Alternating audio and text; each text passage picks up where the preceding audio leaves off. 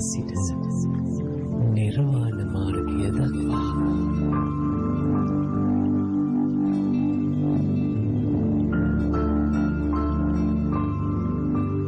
සම්මා සම්බුදු සරණයි පින්වත් ඔබ සැමට.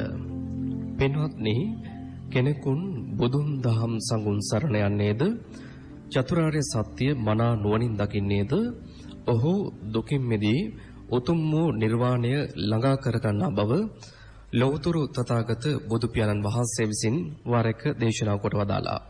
එලෙස ලෞතර ශ්‍රී සද්ධර්මය සමහිත සෝපිනිස පින්වත් ඔබ වෙත සංවේදනය කරන බෞද්ධ මාධ්‍යාලයේ මහනුවර අස්ගිරි ගිරිගේ රජමහා විහාරස්ථානයේ පිහිටි ප්‍රාදේශීය කාර්යාලයේ මූලිකත්වයෙන් ඔබ වෙත ගෙනෙන ධම්මනදීතිත්ත ධර්මදේශනා මාලාවේ තවත් එක් සද්ධර්මදේශනාවක් මෙලෙස ආරම්භ වන්නේ. අද දවසේදීත් අප සියලු දෙනා කෙරෙහිම සිතින් මේ උතුම් ධර්මදේශනාව පැවැත්වීමට වැඩම කොට වදාළ පූජනීය කෝරළයාගම සරණතිස්ස ගෞරවනීය ස්වාමීන් වහන්සේව අපි සියලු දෙනා নমස්කාර පූරකව පිළිගනිමු. සාදු සාදු සාදු. අද දවසේදී මේ උතුම් සද්ධර්ම දේශනාවේ සදැහැති දායකත්වයෙන් කටයුතු කරන්නේ අධිකාරීගම පදිංචි මොනිකා සඳමාලි මහත්මියතුළු ඒ පින්වත් පිරිසගේ සදැහැති දායකත්වයෙන් ඇතිව. එසේනම් අපි සියලු දෙනා නැවත වතාවක් নমස්කාර පූර්වක ආරාධනා කරමු ගෞරවනීය දේශකයන් වහන්සේට. අපි සියලු දෙනා කෙරෙහිම සිතින් මේ උතුම් සද්ධර්ම දේශනාව මෙතෙන් සිට සිදු කරන්නට. සාදු සාදු සාදු. සමන්ත චක්කවාලේසු අත්‍රා ගච්ඡන්තු දේවතා සද්ධම්මං මුනි රාජස්ස සුනන්තු සග්ග මොක්ඛදං ධම්ම ශ්‍රවණ කාලෝ අයං බදන්තා ධම්ම ශ්‍රවණ කාලෝ අයං බදන්තා ධම්ම ශ්‍රවණ කාලෝ අයං බදන්තා. නමෝ තස්ස භගවතු අරහතෝ සබ්බ ධම්මේසු අප්පටිහත ඥානචාරස්ස දස බලධරස්ස චතු වේසාරජ්‍ය විසරදස්ස සබ්බ සත්තුත්තමස්ස ධම්මිස්ස රස්ස ධම්ම රාජස්ස ධම්මස්සාමිස්ස තථාගතස්ස සබ්බඤුනෝ සම්මා සම්බුද්දස්ස. නමෝ තස්ස භගවතු අරහතු සබ්බ ධම්මේසු අප්පටිහත ඥානචාරස්ස දස බලධරස්ස චතු වේසාරජ්‍ය විසරදස්ස සබ්බ සත්තුත්තමස්ස ධම්මිස්ස රස්ස ධම්ම රාජස්ස ධම්මස්සාමිස්ස තථාගතස්ස සබ්බඤුනෝ සම්මා සම්බුද්දස්ස. නමෝ තස්ස භගවතු අරහතු සබ්බ ධම්මේසු අප්පටිහත ඥානචාරස්ස දස බලධරස්ස චතු වේසාරජ්‍ය විසරදස්ස සබ්බ සත්තුත්තමස්ස ධම්මිස්ස රස්ස ධම්ම රාජස්ස ධම්මස්සාමිස්ස තථාගතස්ස සබ්බඤුනෝ සම්මා සම්බුද්දස්ස. සද්ධර්ම ශ්‍රාවක කාරුණික ගුණගරුක බෞද්ධ පින්නතුනි, අදත් මේ මොහොතේත් මේ සියලු දෙනාම සූදානම් වෙන්නේ ධම්ම නදී තිත්ත ධර්ම දේශනා වැඩසටහන තුලින් තවත් එක ධර්ම දේශනාවක් ශ්‍රවණය කිරීම සඳහා. මේ ධර්ම දේශනාව බොහෝ දෙනාට යහපතක් සැලසීමේ අරමුණින් ප්‍රචාරය කරවන්න දායකත්වය ලැබලා දෙන දායක පින්වත් පිරිස උතුම් ධර්ම දානමය කුසල කර්මයේ මුදුන්පත් කරගන්නවා. ඒ වගේම සද්ධර්ම ශ්‍රවණය කරන්න සූදානම් වෙන ඔබ සියලු දෙනාම මේ ධර්ම දේශනාව ශ්‍රවණය කරන අතරතුරදීම මාගේ පංච නීවරණ ධර්මයන් යටපත් වේවා, සප්ත බෝධ්‍යාංග ආදී ධර්මයන් වැඩි දියුණු වේවා. මේ දේශනාව අතරතුරදීම මට උතුම් මාර්ගයක් ඵලයක් අවබෝධ වේවා කියන සිතින් යුක්තවම සද්ධර්ම ශ්‍රවණය කරමු. පින්නතනේ, අද ධර්ම දේශනාවේ මාතෘකාව හැටියට මම යොදා ගන්න කල්පනා කළේ ධම්මපද පාළියේ ආත්ම වර්ගයේ සඳහන් වන එක ගාථා රත්නයක්. අපේ බුදුරජාණන් වහන්සේ මේ ගාථා රත්නයේ දේශනා කොට වදාළේ කුමාර කාශ්‍යප මහරහතන් වහන්සේගේ සහ කුමාර කාශ්‍යප මහරහතන් වහන්සේගේ මෑණියන්ගේ රහත් බව අරමුණු කරගෙන අත්තාහි අත්තනෝ නාතෝ කෝහි නාතෝ පරෝසියා අත්තනාහි සුදන්තේන නාතං ලබති දුර්ලභං. අපේ බුදුරජාණන් වහන්සේ ජීවමානව වැඩ ඉන්න කාලේ පුංචි දවසේ ඉඳලා මහාන වෙන්න කැමැත්තක් තිබිච්ච ගැහණු දරුවෙක් හිටියා. කුඩා කාලේ ඉඳලම මහාන වෙන්න මව්පියන්ගෙන් අවසර ඉල්ල හිටියේ. නමුත් මව්පියන්ගෙන් එහෙම අවසරයක් නොලැබුණු නිසා තරුණ වයසට ආවට පස්සේ ඇයට මව්පියෝ විවාහ වීම සඳහා බලපෑම් කළා. මව්පියන්ගේ හිත් පිත් රිදවන්නත් හොඳ නැති නිසා ඇය විවාහ ජීවිතයට ඇතුල් වුණා. විවාහ වෙච්ච ඉතා කෙටි කාලය තුල තමන්ගේ ස්වාමියාගේ හිත ඉතාමත්ම හොඳට දිනාගත්තා. ටික කාලෙකින් ඇය ස්වාමියාට මතක් කළා, ස්වාමීනි, මම කුඩා කාලේ ඉඳලම පැවිදි වෙන්න කැමති කෙනෙක්. මේ ගිහි වාසයට, ගිහි බන්ධනයට, ගිහි ජීවිතයට මං හරි අකමැතියි. මව්පියෝ නමුත් මට ඒ අවස්ථාව ලැබලා දුන්නේ නැහැ. ඔබතුමා කැමති නම් මගේ බලාපොරොත්තුව මුදුන්පත් කරවලා දෙන්න කියලා. ඒ ස්වාමියාත් ඒකට ගොඩක් කැමති වුණා. කැමති වෙලා අඬ ගහගෙන ගිහිල්ලා භික්ෂුණීන් වහන්සේලා වැඩ ඉන්න මෙහෙණවරකට බාර කළා. ඒ භික්ෂුණීන් වහන්සේලා ඇය පැවිදි කළා. හැබැයි කාලයක් මාස කීපයක් ගෙවිලා යනකොට අනික් අය දැනගත්තා මෙය දරුවෙක් බිහි කිරීමේ ලකුණු පහළ කරන බව. ඒ කරුණු කාරණා නිසා භික්ෂුණීන් වහන්සේලා ඇය ගැන තොරතුරු දේවදත්ත ස්වාමින් වහන්සේට දැන්වුවා. එතකොට මේ දේවදත්තයන් වහන්සේ යටතේ පාලනය වෙන මෙහෙණවරක්. දේවදත්තයන් වහන්සේ කල්පනා කළා මෙය මේ පිරිස අතර හිටියොත් මේ නිසා අන් අයටත් ලොකු අපකීර්තියකට මුහුණ පාන්න වෙනවා. ඒ හින්දා වහාම මම මෙතනින් අයින් කරන්න ඕනේ. නිරපලා දාන්න කියලා කිව්වා. නමුත් අර මෙහෙණින් සඳහන් කළා මම එහෙම ශාසනයෙන් නිරපන්න එපා. පුංචි කාලේ ඉඳලා ශාසනයට එන්න පුදුම ආසාවක් තිබිලයි මං ශාසනයට ආවේ. මං නිර්මල ප්‍රෞජ්‍යාවේ ඒ විදිහටම ආරක්ෂා කළා. හැබැයි මම මහණ වුණේ දේවදත්ත හාමුදුරුව වෙනුවෙන් නෙමෙයි. මම මහණ වුණේ ලෞතර බුදුරජාණන් වහන්සේ වෙනුවෙන්.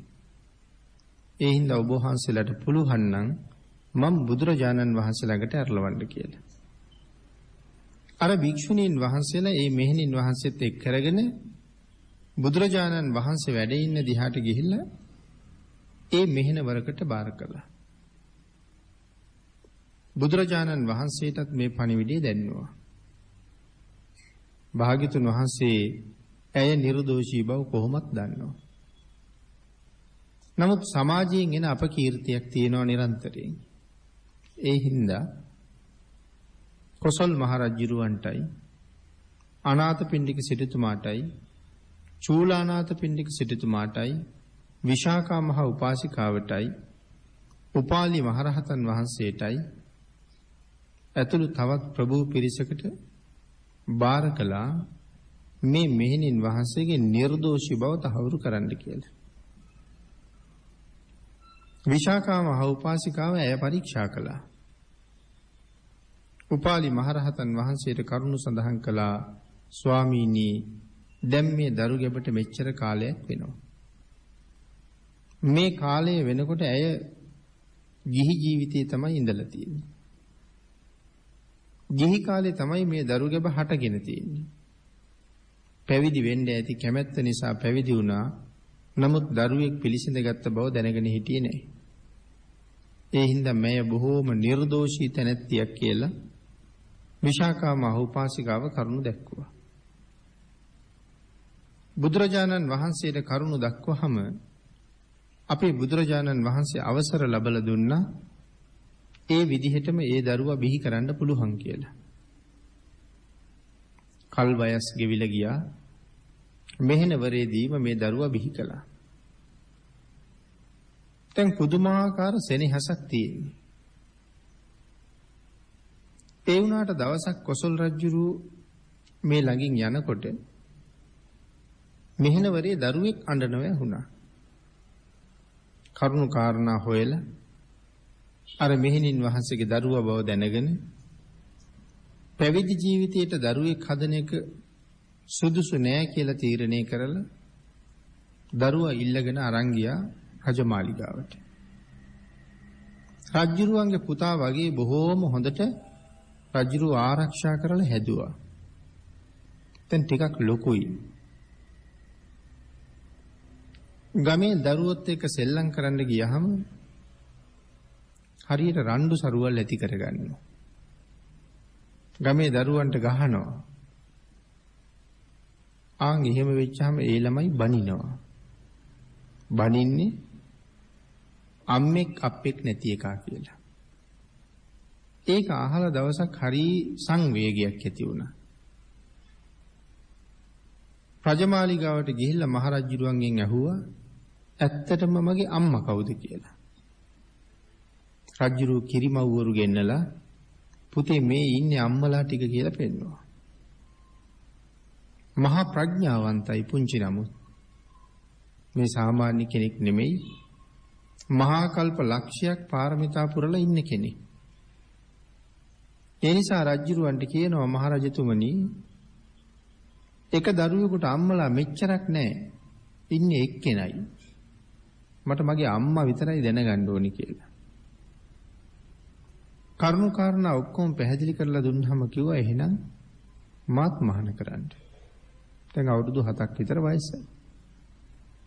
බුදුරජාණන් වහන්සේට කරුණු දැක්වුවාම භික්ෂූන් වහන්සේ නමකට බාර කළා පැවිදි කරවන්න කියලා. කුඩා කාලේම රජ්ජුරුව තියලා තිබ්බ නම කාශ්‍යප. ඒ වුණාට දැන් ශාසනයේ කාශ්‍යපයන් වහන්සේලා ගොඩක් ඉන්නවා. උරුවෙල කාශ්‍යප මහරහතන් වහන්සේ වැඩ ඉන්නවා. මහා කාශ්‍යප මහරහතන් වහන්සේ වැඩ ඉන්නවා. මේ වාගේ කාශ්‍යපයන් වහන්සේලා ගොඩක් ඉන්න නිසා මේ කාශ්‍යප කෙනෙක් නමුත් කුඩයි. බුදුරජාණන් වහන්සේ ඒ නිසා කුමාර කියලා කෑල්ලක් එකතු කළා. පුංචි කාශ්‍යප කුමාර කියන්නේ කුඩා කියන අර්ථේ. ඒ හින්දා කුමාර කාශ්‍යප. දැන් ශාසනය පැවිදි වෙලා දැන් දරුවට අවුරුදු 12ක් විතර. එක දවසක් පිණ්ඩපාති වඩිනවා. අම්මා මේ 12 අවුරුද්ද පුරාවටම දරුවා හොයනවා.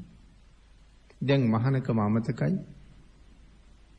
ගුණධර්ම සම්පූර්ණ කරන එක අමතකයි.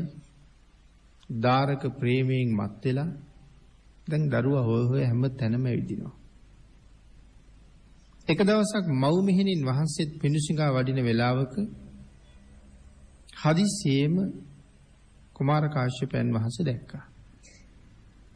දැක්ක ගමන් අඳුරගත්තා. ඈත ඉඳලා අඬ ගහ දුවගෙන එනවා. පාරේ ඉන්න බව කිසි දෙයක් කල්පනාවක් නෑ. ඒ දුවගෙන එනකොට මග වැටුණා. වැටුණට පස්සේ ආයෙ නැගිට්ටා. නැගිටලා ආයෙත් දුවගෙන එනවා. දැන් මේ ළඟට එන්නේ වැළඳ ගන්න.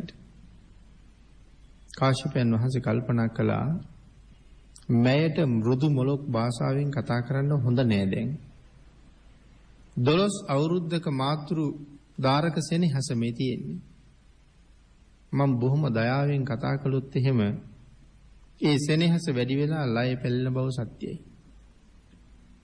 ආන් එහෙම කල්පනා කරලා ළඟට ඇවිල්ලා අතින් අල්ලන්න හදනකොට බොහොම සැරපරුස විදිහට කතා කළා. පැවිදි වෙලා ඉඳගෙන තවම දරුවෝ ගැන හිතනවද? පැවිදි ජීවිතේ මුදුන්පත් කරගන්න කටයුතු කළේ නැද්ද? මොන හේතුවක් නිසා මේ මහපාරේ මගේ අතින් අල්ලන්න හදනවද වාගේ ටිකක් සැර වචන වලින් කතා කළා. ඇයි එතනම නතර වුණා?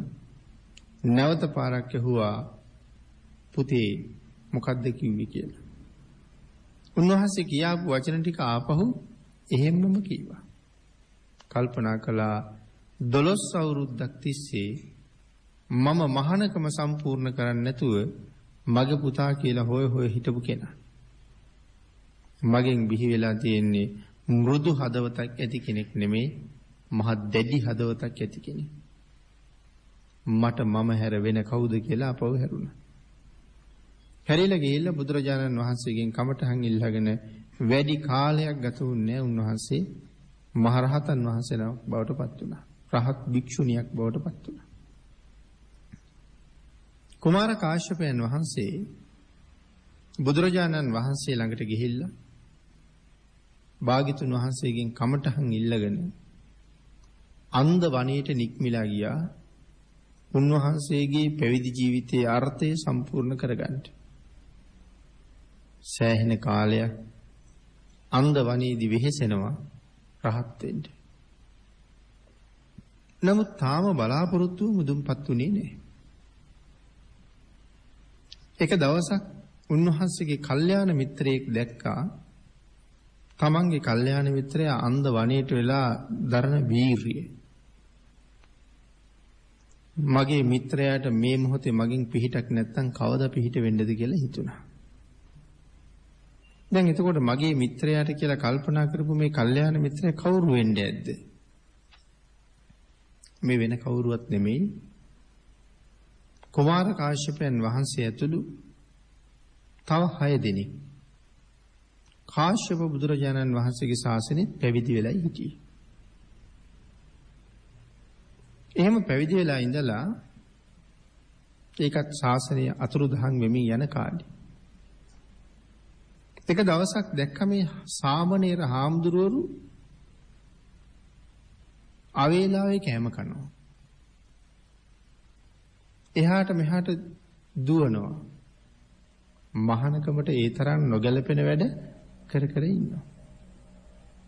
මේ අය කල්පනා කළා මේක ශාසනයගේ අන්තර්දානය නේද කියලා. සම්මා සම්බුද්ධ ශාසනය අතුරුදහන් වෙන්න කලින් අපි මොකක් හරි ඵලයක් හොයාගන්න ඕනේ කියලා කල්පනා කළා. එහෙම හිතලා මේ පිරිස වනාන්තරගත වුණා. වනාන්තරගත වෙලා කැලෑවේ තිබිච්ච මහ විශාල පර්වතයක් දැකලා තීරණය කළා මේ කන්දට නගිමු. එහෙම නැත්නම් අපි හොයාගෙන එක එක්කෙනා එනවා. ඇවිල්ලා අපි මේ ශාසනික කටයුතු මුදුන්පත් කරගන්න ඉඩ දෙන්නේ නැහැ. එන්න කන්දට නගිමු කියලා කන්දට නැංගා. ඉනිමගක් බැඳගෙන. ඒකට නැග්ගහම ආයේ බහින්න බෑ. බහින්න නම් ආයෙත් ඉනිමගක් ඕනේ. නමුත් උඩට නැගලා ඇහුවා බහින්න ඕනේද කාටවත්? ඕනේ කෙනෙක් ඉන්නවනම් බහින්න. බඩගින්නේ වේලිලා මැරුණත් පැවිදි ජීවිතයේ මුදුන්පත් නොකරගෙන ආයෙ බහින්නේ නැහැ කියලා තීරණය කළා. ඊට පස්සේ ඉනිමග වැටෙව්වා. සියලු දෙනාම තැන් තැන් වල විවේකීව වාඩි වුණා. උන්වහන්සේලා කර්මස්ථාන දියුණු කරන්න පටන් ගත්තා. පළවෙනි රාත්‍රියේ ඉක්ම යනකොට එක භික්ෂුන් වහන්සේ නමක් රහත් වුණා. ඊළඟ රාත්‍රියේ ඉක්ම යනකොට තවත් කෙනෙක් අනාගාමී වුණා. රහතන් වහන්සේ පහවදා උතුරු කුරු දිවයිනට පිණ්ඩපාති වැඩලා දානි අරගෙන ඇවිල්ලා ඉතුරු සියලු දෙනාටම දන් වළඳන්න කිව්වා. නමුත් කතා කරලා ඇහුවා ස්වාමීනි අපි මේ කන්ද උඩට නැංගේ ඔය වාගේ පොරොන්දුවක් ඇතුව නෙමෙයි. යම් කෙනෙක් ඉස්සරලා විශේෂ ඵලයක් ලැබුවොත් එයා අනික් අය රහත් වෙනකන් එයාට සලකනවා කියලා පොරොන්දුවක් අපේ තිබ්බේ නැහැ. බඩගින්නේ වේලිලා මැරුණත් රහත් නොවි මේ කන්දෙන් බහින්නේ කියන පොරොන්දුවකුයි තිබ්බේ. ඔබ වහන්සේගේ කාර්යය සම්පූර්ණ නම් ඔබ වහන්සේ පහසුවෙන් වැඩෙන්න. අපේ කතිකාවත එහෙමමයි. රහතන් වහන්සේ කල්පනා කළා තව මොනව කරන්නද? උන්වහන්සේ පිරිනමන පෑවා. උන්වහන්සේ පිරිනමන පෑවා. පහවදා එක්කෙනෙක් අනාගාමී වුණා.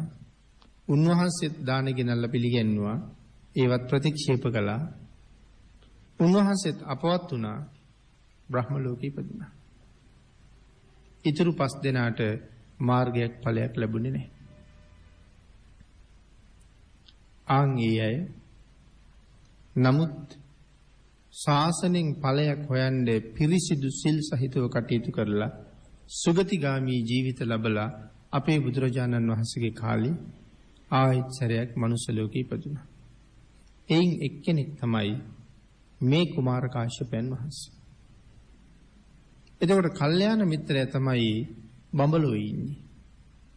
පෙර එකට ගුණ පුරුපු අය. අන්ධ වනේදී රහත් වෙන්න දරන වීරිය දැකලා කල්පනා කළා මගේ මිත්‍රයාට පිහිට වෙන්න ඕනේ. ඒ නිසා අන්ධ වනේ ඒකාලෝක කරගෙන මහරෑ ඇවිල්ලා කතා කළා. කතා කරලා කිව්වා ඔබ වහන්සේට මම ප්‍රශ්න 15ක් ඉදිරිපත් කරනවා. මේක විසඳන්න පුළුවන් ලෞතර බුදුරජාණන් වහන්සේට විතරයි. මේක භාග්‍යතුන් වහන්සේගෙන් විසඳ ගන්න. ප්‍රශ්න 15 ඉදිරිපත් කළා.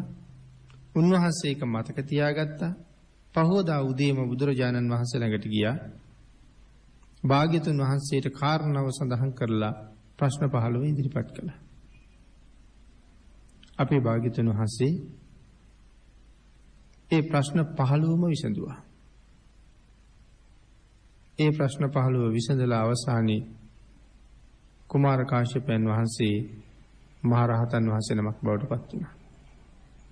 අන්න ඒ ප්‍රශ්න 15 අන්තර්ගත සූත්‍රයක් තියෙනවා අපේ පිටකේ. ඒ සූත්‍රයට කියන්නේ වම්මික සූත්‍රය කියලා. අපි අහලා ඇති. දවල්ට දුන් දාන රැයට ගිනි ගන්න හුඹක් කියන්නේ. මේ හුඹහේ උපමාවෙන් තමයි වම්මික සූත්‍රය තියෙන්නේ. එහෙනම් වම්මික සූත්‍ර දේශනාවෙන් තමයි කුමාර කාශ්‍යපයන් වහන්සේ රහත් වෙන්නේ. කුමාර කාශ්‍යපයන් වහන්සේ කියන්නේ අපේ ශාසනයේ 80 මහා ශ්‍රාවකයන් වහන්සේලා අතර මහරහතන් වහන්සේ නමක්. දැන් පුතණුවනුත් රහත් වෙලා අම්මත් රහත් වෙලා. භික්ෂුන් වහන්සේලා ධර්ම සභාවට රැස් වෙලා මේ ගැන සාකච්ඡා කළා. දේවදත්ත හාමුදුරුවන්ගේ මෙහෙණවරේ හිටියානම් මේ පුණ්‍යවන්තයෝ දෙන්නට මොකෙන් මොකක් වෙයිද?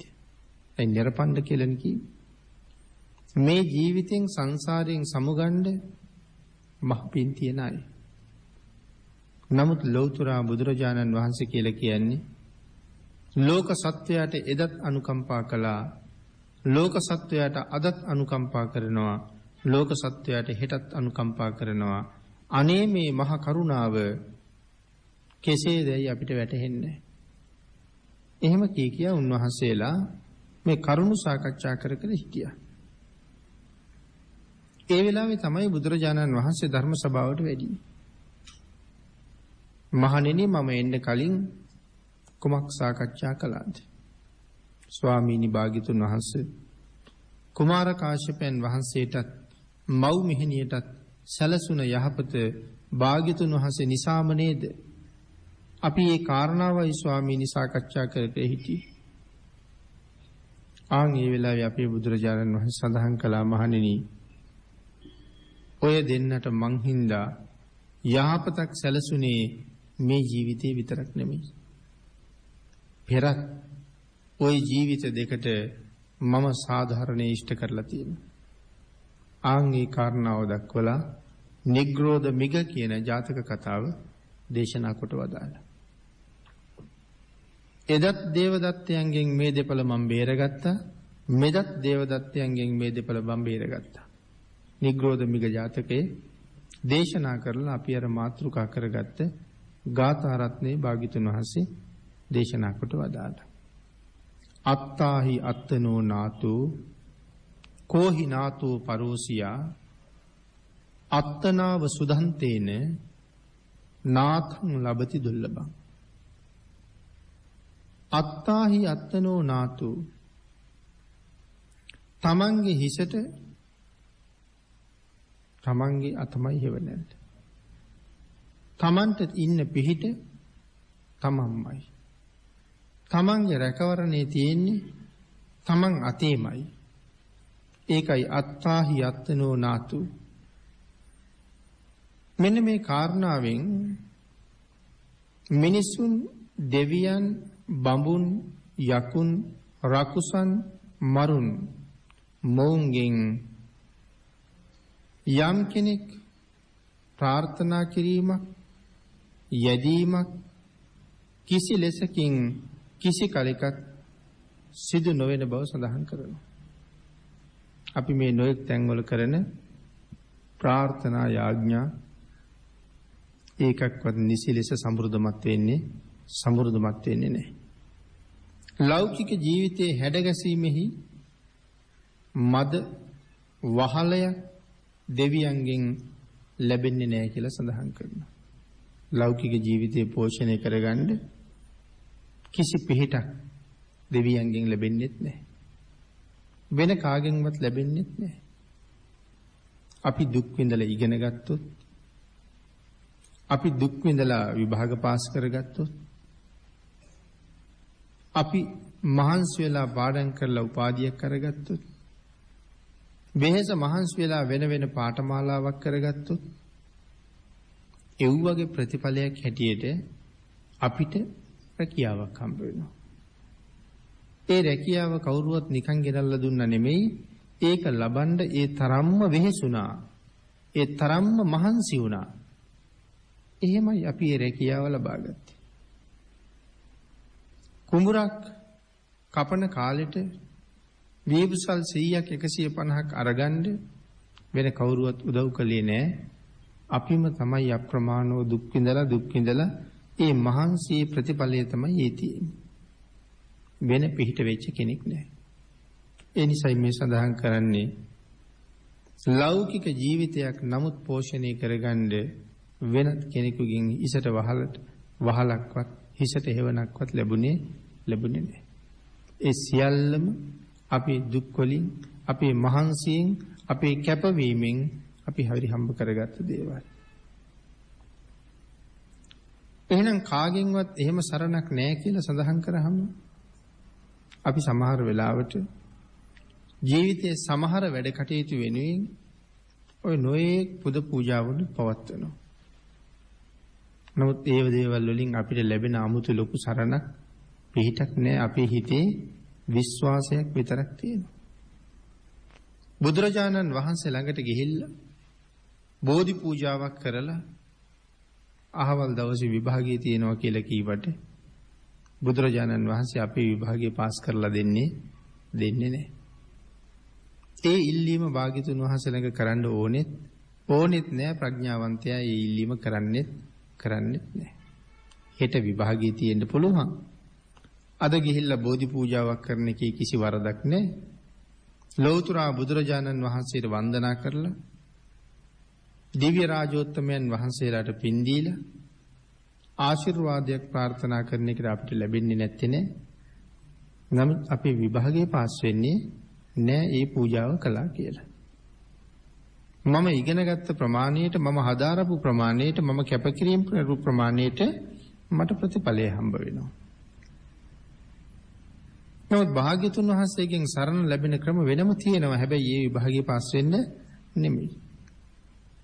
යම් කෙනෙක් තිසරණ සහිතව පන්සිල් ආරක්ෂා කරලා බුදුරජාණන් වහන්සේ ළඟ උතුම් පූජාවකුත් කරලා යම් ප්‍රාර්ථනාවක් කළොත් ඒ දේවල් අපිට සම්පූර්ණ නොවෙන්නේ නැහැ.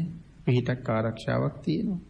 හැබැයි අපි මේ බලාපොරොත්තු වෙන මේ වාගේ ලාමක දේවල් වාග්යතුන් වහන්සේට කතා කරන එකේ තේරුමක් නැහැ.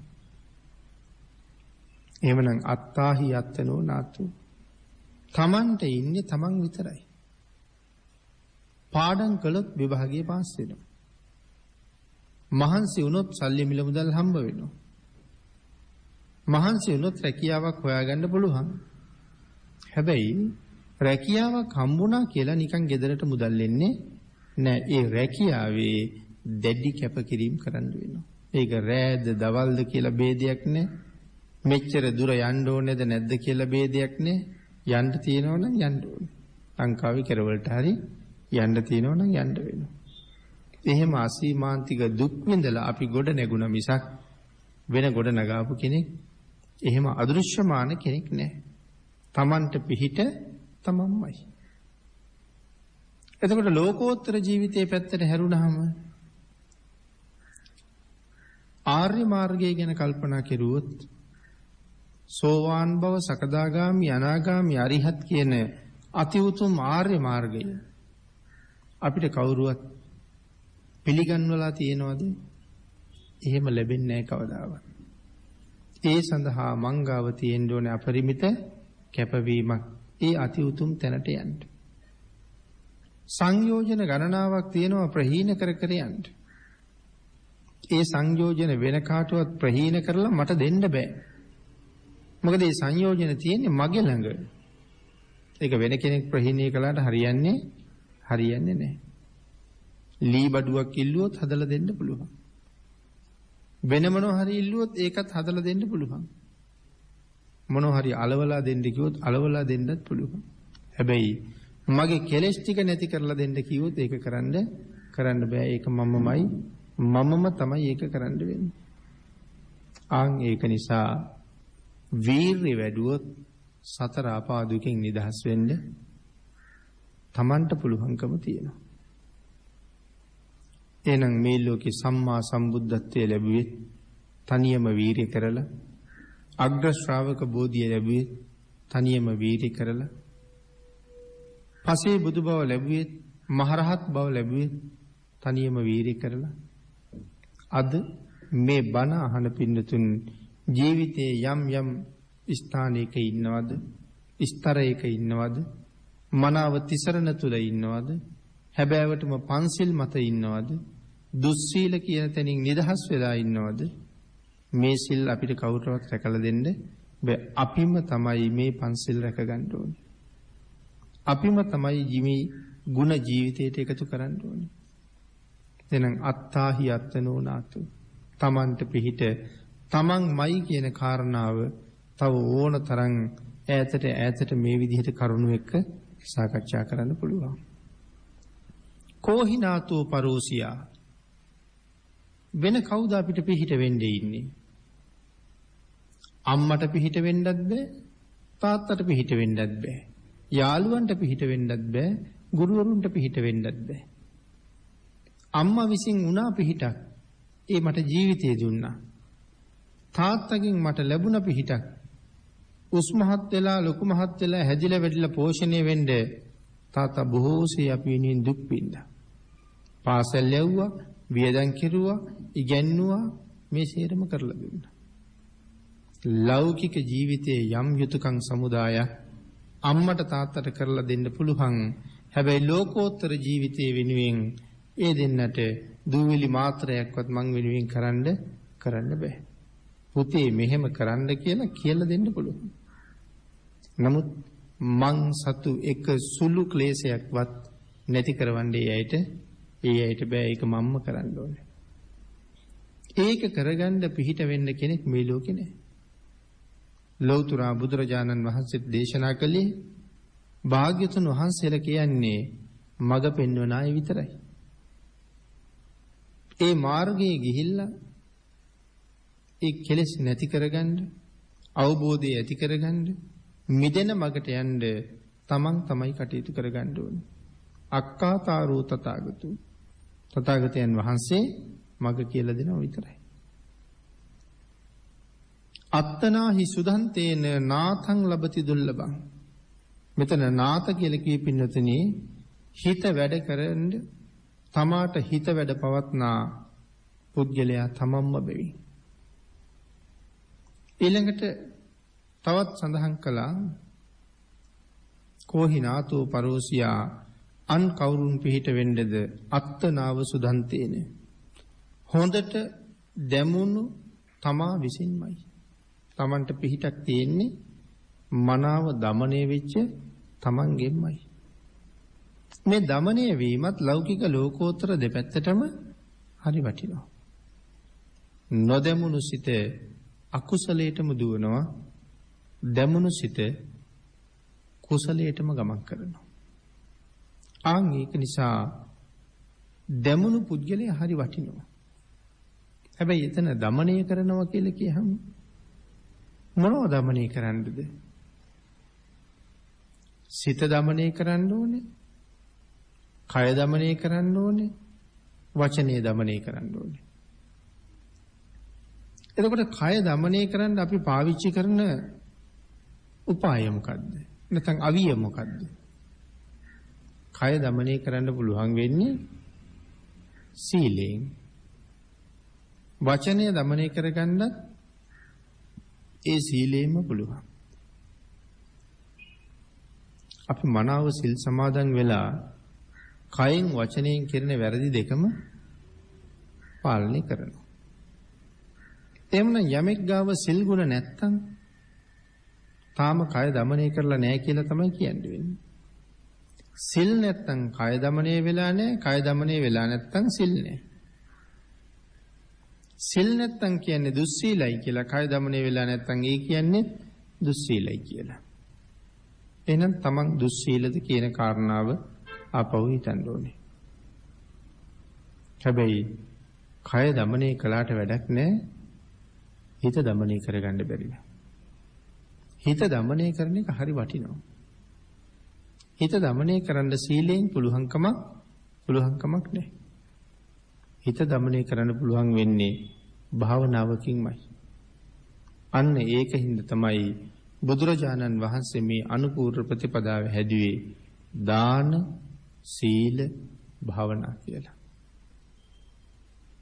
දන් දීමෙන් අත්හැරීම ප්‍රගුණ කරලා, සීලයෙන් දමනයේ සිසිල් බව ප්‍රගුණ කරලා, අන්තිමට භාවනාවෙන් චිත්ත ඒකාග්‍රතාවයේ ගොඩනංවන එක මේ සසර මගේ කෙරවල හොයාගෙන යෑමේ නියම මඟ නිසා භාග්‍යතුන් වහන්සේ මේ අනුපූර්ව ප්‍රතිපදාව මේ විදිහට දක්වලා තියෙනවා.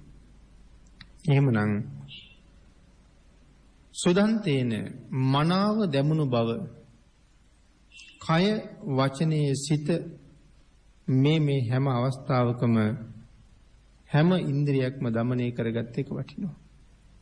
වචනේ පාලනය කරගත්තාම කොයිතරම් ශ්‍රේෂ්ඨද? මෙතෙන්ට කිය යුතු වචනේ මොකද්ද? මෙතෙන්ට යෙදිය යුතු වචනේ මොකද්ද? මෙතන මම කතා කළ යුතුද නොකළ යුතුද? මේ ආදි දේවල් තීරණය කරන්න මනා ප්‍රඥාවකුත් තියෙන්න ඕනේ. සමහර තැනක කියන එක වචනය ජීවිතයේ ලොකු සම්දිස්ථානයක් බවට පත් වෙනවා. එක්ක හොඳට නැත්නම් නරකට. ආන් ඒක නිසා වචන පරිහරණයේ හැම වෙලාවෙම ඊ타ත්ම සිහි කල්පනාවෙන් යුක්තව කරන එක හරි වටිනවා. නාතං ලබති දුර්ලභං. යමෙක් මනාව দমনය වුණොත් ඊ타ම දුර්ලභව ලබන්නා වූ පිහිට ලබනවා. මොකද්ද මෙතන දුර්ලභව ලබන්නා වූ පිහිට කියලා කියන්නේ? යමෙක් පිළිවෙත් සරුව කුසල් දහම් කලේ නම් ලබන්නට නොහැකි වූ ලබන්නට දුෂ්කර වූ පිහිට ඔහු ලබා ගන්නවාමයි. ලබන්නට අපහසු ලබන්නට නොහැකි පිහිට මොකක්ද? සදාකාලිකවම මේ සංසාර හිරගෙදරින් එළියට යන එක. ඒක තමයි ලබන්න තියෙන උතුම්ම පිහිට. අන්නේ උතුම් පිහිට ලබන්න අපිට මේ ජීවිතයෙන්ම පුළුවන් වෙයිද? ඒ කාරණාව අපි කවුරුවත් දන්නේ නැහැ.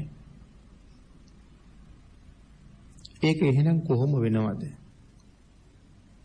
මේ උප්පත්තිය තීරණය වෙනකොට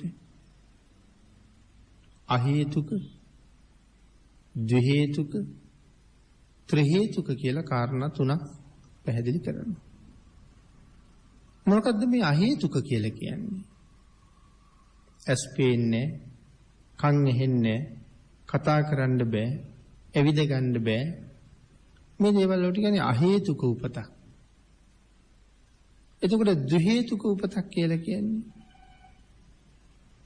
මේ පින්කම් කරනකොට ලෝභයයි, ද්වේෂයයි, මෝහයයි මේ තුනම අත්හැරලා පින්කම් කරන එක වටිනවා කියලා අපි හැම වෙලාවෙම දේශනාවල් වල අහනවා. එතකොට ද්විහේතුක උපතක් ලැබෙන්නේ ලෝභය නැති කරලා දන් දෙනවා. හරි කැමතියි දන් දෙන්න. ලෝභයක් නැහැ. ද්වේෂයකුත් නැහැ, මෛත්‍රී සිතක් තියෙනවා.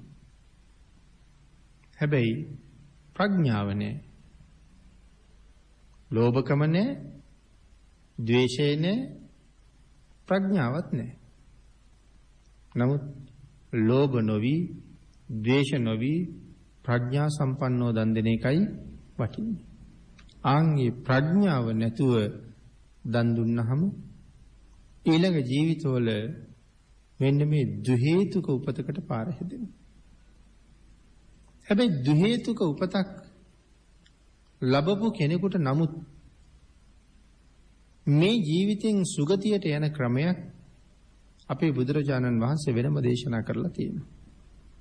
ඒ ක්‍රමය සඳහන් වෙන්නේ සෝතානුදත කියන සූත්‍ර දේශනාවේ. කොහොමද ඒක සම්පූර්ණ කරගන්නේ? මනාව ධර්ම ශ්‍රවණය කිරීම තුලින්. ඒක පිනතුනි වෙනම සාකච්ඡා කළ යුතු මාතෘකාවක්. එතකොට ත්‍රි හේතුක උපතක් ලැබෙන්නේ ලෝභ, ද්වේෂ, මෝහ කියන තුනම යටපත් කරලා මනාව සකසලා පිළියෙල කරලා පිළිගැන්වීම කරලා දන්පැන් දුන්නාම. ආන් එතකොට ත්‍රි හේතුක උපතක්. මේ ජීවිතෙන් නමුත් මාර්ගඵල ලබන්න සුදුසුයි. මාර්ගඵල ලබන්න පුළුවන්. අවශ්‍ය නම් ත්‍රි හේතුක උපතක් තියෙනකොට අහේතුක උපතක් ලැබෙන්නත් පුළුවන්, ද්වි හේතුක උපතක් ලැබෙන්නත් පුළුවන්, ත්‍රි හේතුක උපතක් ලැබෙන්නත් පුළුවන්. ඒ කුසල කර්මයෙන් හින්දා ඒක කැමති විදිහකට ලැබෙන්න පුළුවන්. එහෙමනම් ත්‍රි හේතුක උපතක් තියෙනවා නම් මේ ජීවිතේ තමන් කැමති නම් මගඵල ලැබ හැකි. ද්වි හේතුක උපතක් තිබුණා නම් ඒක මේ ජීවිතේ වෙන්නේ නැහැ. හැබැයි අහේතුක නම් ඒක කොහොමවත්ම වෙන්නේ නැහැ. ත්‍රි හේතුක උපතක් තිබුණා කියලා මම සඳහන් කළා. තමන් කැමති නම් විතරයි මාර්ගඵලයක් මේ ජීවිතේ ලැබෙන්නේ. කැමති නැත්නම් ඒත් ලැබෙන්නේ නැහැ. අනික ත්‍රි හේතුක උපතක් තිබුණ ඵලියට ලැබෙන්නේ නැහැ.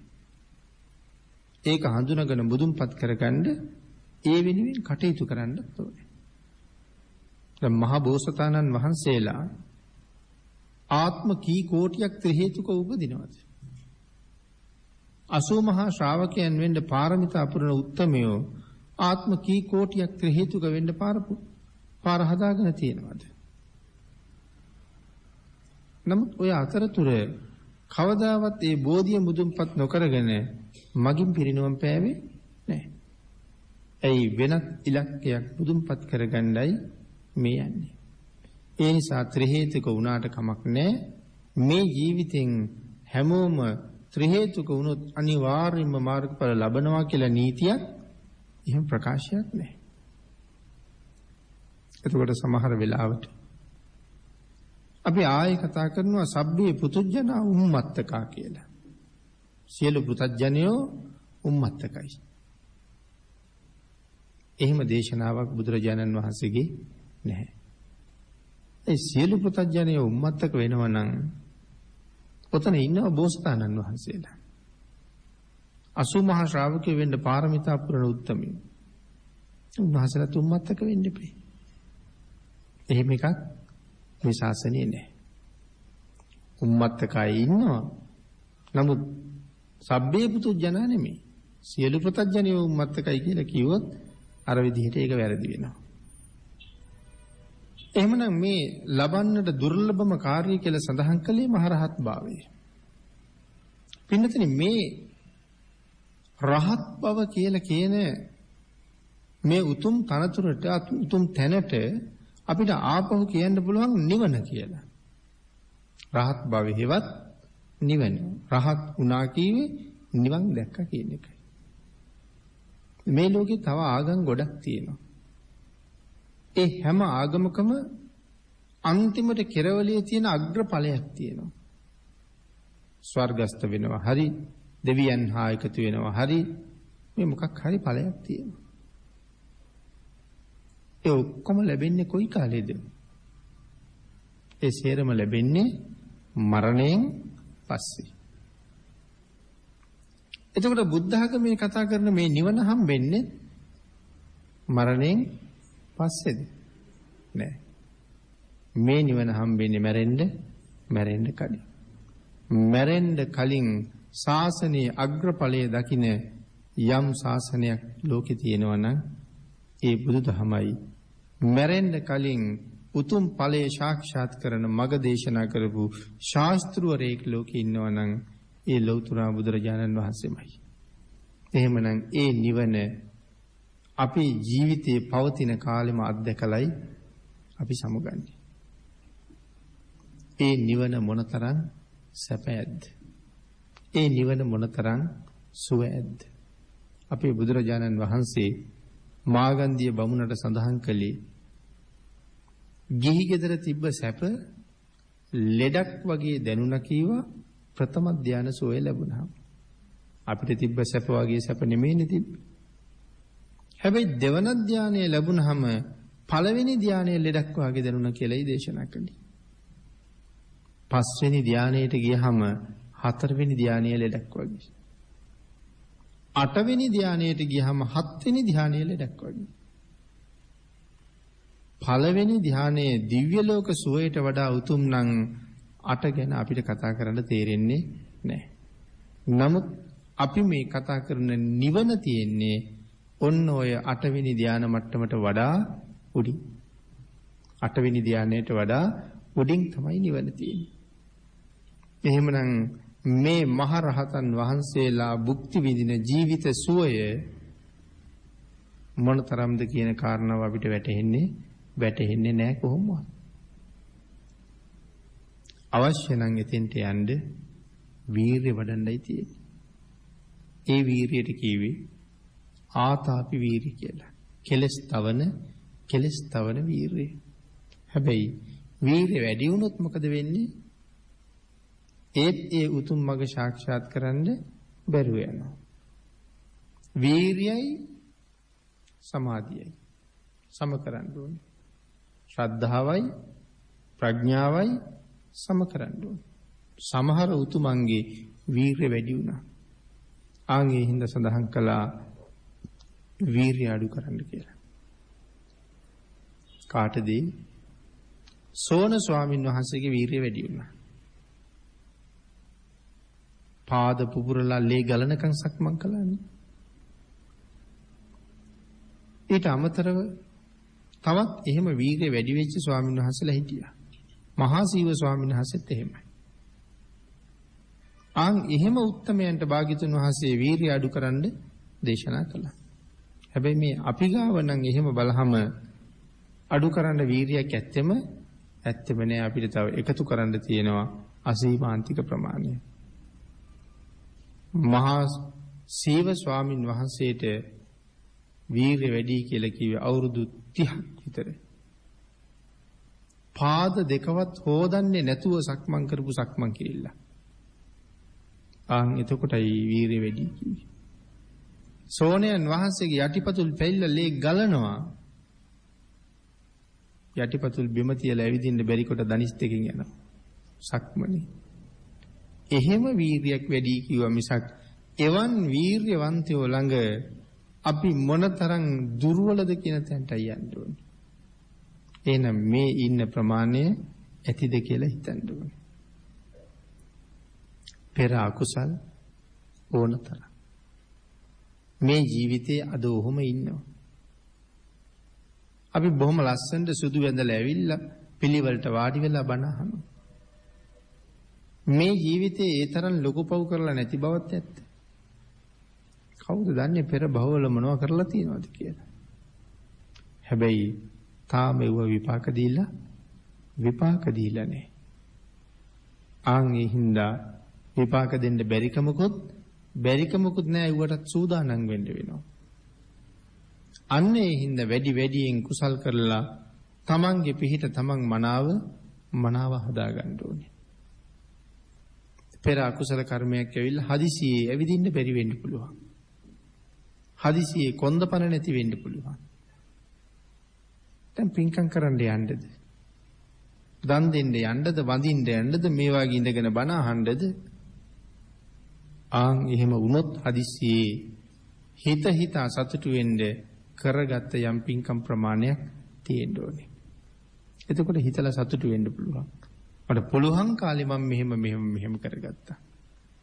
අන්නේ හින්දා පිනක් නොකර නිකන් ගෙවන කාලයක් මේ ජීවිතේ කොහෙවත් තිබිලා බෑ.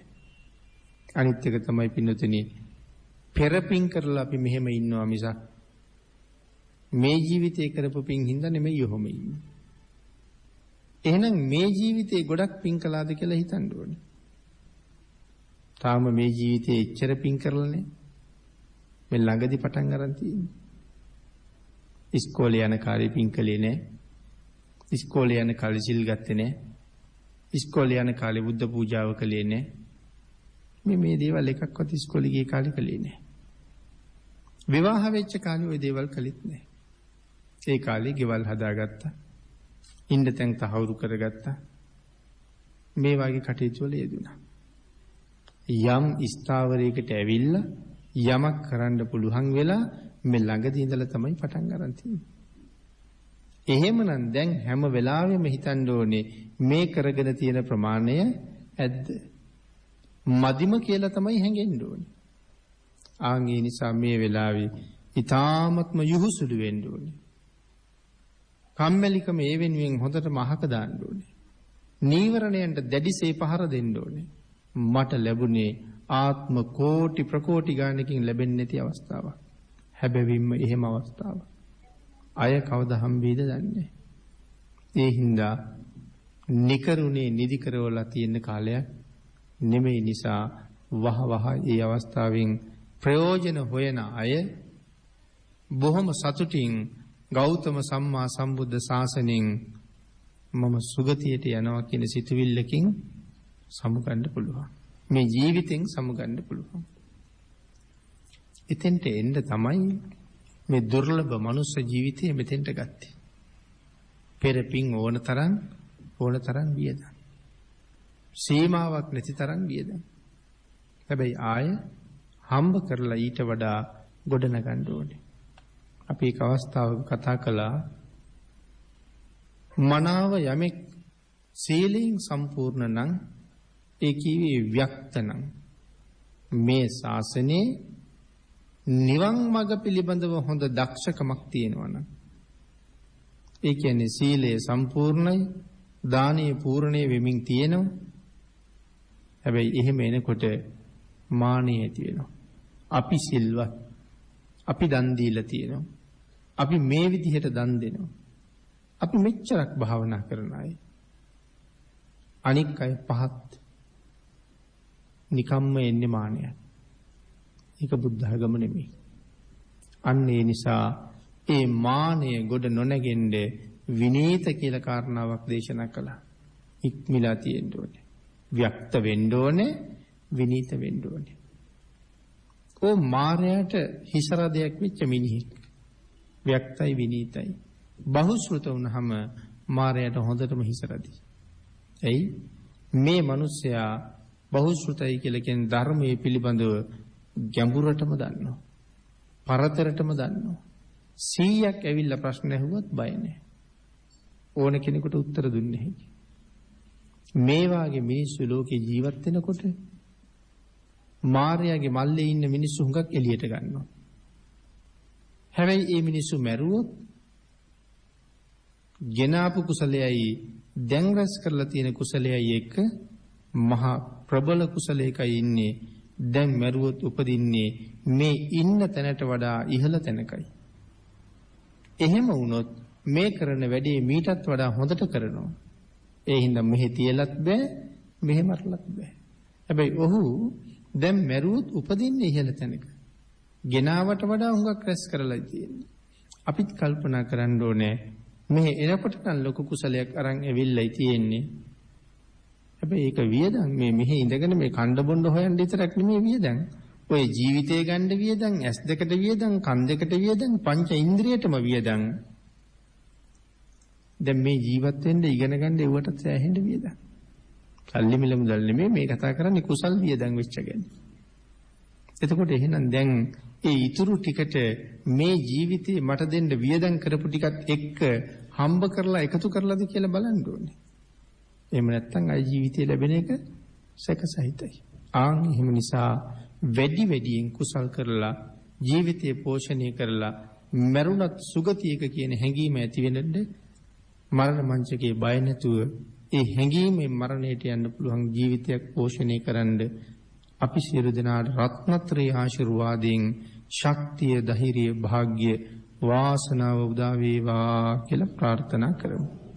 අද ධර්ම දේශනාවේ දායකත්වයේ දරනු ලබන්නේ අධිකාරීගම පදිංචි මොනිකා සඳමාලී මහත්මිය විසින්. මුලින්ම මේ උතුම් කුසලයෙන් රැස් වුණ සියලු පින්වත් දේශකයන් වහන්සේට අනන්ත සත්වයන් සසර දුකින් මුදවා ගැනීමට දරන ප්‍රයත්නයේට තවදුරටත් සුවසේ කටයුතු කරගෙන යාමට නිදුක් නිරෝගී බව දීර්ඝායු සම්පත් ලැබේවා කියලා අපිට ආශිර්වාද කරනවා බොහොම සත්පුරුෂ ස්වභාවයෙන්. ඒ වගේම මේ උතුම් කුසලයේ ආනුභාවයෙන් ගෙමුතු ගේශාන් සිඟිති පුතුට මේ භවයේ පටන් නිවන් දක්නා මොහොත දක්වාම බුදුරජාණන් වහන්සේගේ බුද්ධ පුත්‍රයෙකු වීමේ උතුම් වූ සිතවිල්ල පහළ වේවා කියලා තවත් සත්පුරුෂ ප්‍රාර්ථනාවක් කරනවා.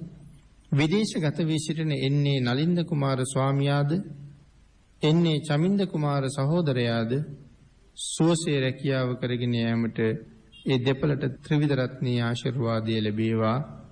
සුජීවත්ව සිටින ඩී.එම්. විසෝමැණිකේ මෑණියන්ට සහ ටී.එම්. චන්ද්‍රාවතී මෑණියන්ට තවත් කුසල් දහම් රැස් කර ගැනීමට ශක්තිය, ධෛර්යය, නිදුක් නිරෝගී භාවය ලැබේවා. කිසිම මුදලකින් තොරව නොබෝදා වකුගඩුවක් පරිත්‍යාග කිරීමට සූදානම් වන තමරා සහෝදරියට උතුම් පුණ්‍ය කර්මයේ සුවසේ කර ගැනීමට ත්‍රිවිධ රත්නයේ ආනුභාවයේ සියලු දෙවි රැකවරණයේ නොඅඩුව ලැබේවා. ඒ උතුම් කුසලයෙන් ඊ타ම ඉක්මන් භවයක ඊ타මත්ම කෙටි කාලයකින් සැප සහිතවම චතුරාර්ය සත්‍ය ධර්ම අවබෝධය ලබන්නත් පාරමිතාවක් වේවා කියලා ප්‍රාර්ථනා කරනවා. මියගිය TMNG ජයසේන බණ්ඩා පියතුමාටද NA ධනපාල පියතුමාද මේ කුසලයේ දැක අනුමෝදන් වෙත්වා. ඉක්මන් භවයක චතුරාර්ය සත්‍ය ධර්මයේ සුවසේම අවබෝධ කරගනිත්වා.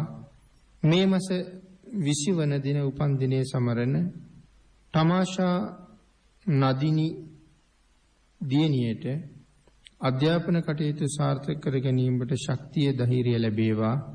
මේ උතුම් පින්කම සාර්ථක කර ගැනීමට නිරන්තරයෙන් උදව් උපකාර කළ මාගේ සහෝදර සහෝදරියෝ සියලු දෙනාටමද මේට පැමිණ සහභාගී වූ වචනයෙන් හෝ උදව් උපකාර කළ සියලු දෙනාටමත් උතුම් චතුරාර්ය සත්‍ය ධර්මයේ සැපසීම අවබෝධ වේවා. ලංකාවාසී ලෝකවාසී සියලුම භික්ෂූන් වහන්සේලාට නිදුක් නිරෝගී භාවයේ චිරජීවනයේ සඳහා මේ කුසල ශක්තිය හේතු වේවා කියලා ප්‍රාර්ථනා කරනවා. ඊට අමතරව පීජී යෝගානන්ද පියාණන්ට පින් අනුමෝදන් කිරීම මේ පින්කමේදී තවත් අරමුණක් බවට පත් කරගන්නවා. මීට සති 3කට පෙර පරලෝසපත් පීජී යෝගානන්ද පියතුමාණන්ට මේ උතුම් පුණ්‍ය ධර්මයන් අනුමෝදන් වේවා. පීජී දයානන්ද සහ මහිලාල් පුතුන් දෙදෙනා විසින් පියාණන්ට පින් අනුමෝදන් කිරීම සඳහා අද ධර්ම දේශනාවට සම්බන්ධ වෙනවා දායකත්වයේ ධර්මයෙන්. ධර්ම දේශනාවේ දායකත්වයේ දරන පින්වත් පිරිස පින් අනුමෝදන් කළ සියලු දෙනාටම මේ පින් අනුමෝදන් වේවා. ආශිර්වාද කළ සියලු දෙනාටම රත්නත්‍රී ආශිර්වාදයෙන් නිදුක් නිරෝගී භාවයේ චිරජීවනයේ උදා වේවා. ඊ타ම ඉක්මන් භවයක ඊ타මත්ම කෙටි කාලයකින් සැප සහිත ප්‍රතිපදාවකින් උතුම් චතුරාර්ය සත්‍ය ධර්මය අවබෝධ කර ගැනීම සඳහා මේ කුසල ශක්තිය හේතු වාසනා වේවා කියලා ප්‍රාර්ථනා කරනවා. ආකාශට්ඨා ච බුම්මට්ඨා දේවා නාග මහිද්దికා පුඤ්ඤන්තං අනුමෝදිත්වා චිරං රක්칸තු ලෝක ශාසනං දේවෝ වස්සතු කාලේන සස්ය සම්පත්ති හෝතු ච පීතෝ භවතු ලෝකෝ ච රාජා භවතු ධම්මිකෝ. සාදු සාදු සාදු. පින්වත්නි, ඔබ අප සියලු දෙනා කෙරෙහිත් සිටින් ඒ උතුම් සද්ධර්ම දේශනාව සිදු කළ පූජනීය කෝරළයාගම සරණතිස්ස ගෞරවනීය ස්වාමීන් වහන්සේට නිදුක් නිරෝගීව තවත් চিරාත් කලක් මෙවැනි වූ ශාසනික කටයුතු කරගෙන යාමට අවශ්‍ය ශක්තිය ධෛර්යය ලැබේවායි අපි සියලු දෙනා සාදු නාදයක් පවත්වා ප්‍රාර්ථනා කරමු. සාදු සාදු සාදු. ඒ ප්‍රාර්ථනාව සමගින් බෞද්ධ නාලිකාවේ මහනුවර අස්කරී ගෙඩිගේ රජමහා විහාරස්ථානයේ පිහිටි ප්‍රාදේශීය කාර්යාලයේ මූලිකත්වයෙන් ඔබ වෙතගෙන ධම්මනදීතිත් ධර්මදේශනා මාලාවේ තවත් එක් සදහම් දේශනාවක් මෙලෙස නිමාවට පත්වනවා. පිනත් ඔබ සැමට සම්මා සම්බුදු සරණයි. ධම්මනදීතිත් සරණ දහම් කාරණාවේ සිට නිර්වාණ මාර්ගය දක්වා